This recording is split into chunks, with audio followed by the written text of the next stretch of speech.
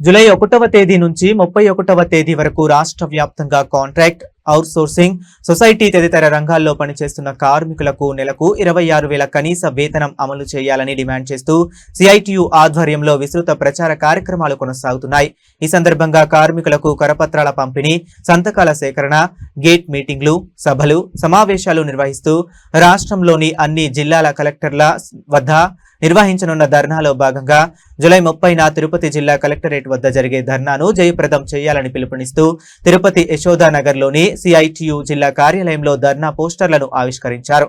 ఈ సందర్భంగా సిఐటియు జిల్లా ప్రధాన కార్యదర్శి టి సుబ్రహ్మణ్యం, జిల్లా అధ్యక్షులు ఎస్ జయచంద్ర మాట్లాడుతూ రాష్ట్రంలోని కాంట్రాక్ట్, అవుట్సోర్సింగ్, సొసైటీ రంగాల్లో పనిచేస్తున్న కార్మికులు అత్యంత దయనీయ పరిస్థితుల్లో జీవిస్తున్నారని అన్నారు. తిరుపతి జిల్లాతో పాటు రాష్ట్ర వ్యాప్తంగా వేలాది మంది కార్మికులు చాలీచాలని వేతనాలతో కుటుంబాలను పోషించలేక తీవ్ర ఆర్థిక ఇబ్బందులు ఎదుర్కొంటున్నారని ఆవేదన వ్యక్తం చేశారు.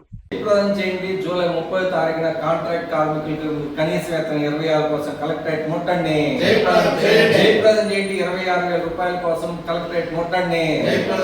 జూలై 30వ తారీఖున జరిగే కలెక్టరేట్ ముట్టండి కోసం జరిగే కలెక్టరేట్ ముట్టండి.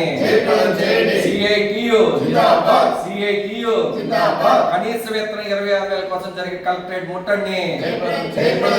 జూలై 30వ తారీఖున జరిగే కనీస వేతనం కోసం 26,000 కోసం కలెక్టరేట్ ముట్టండి.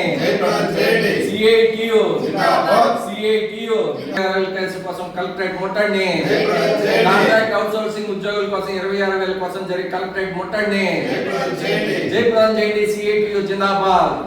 కలెక్టరేట్ ముట్టడి కార్యక్రమాన్ని జయప్రదం చేయండి. కనీస వేతనాల కోసం జరిగే కలెక్టరేట్ ముట్టడిని జయప్రదం చేయండి. జీతాల పెంపు కోసం జరిగే కలెక్టరేట్ ముట్టడిని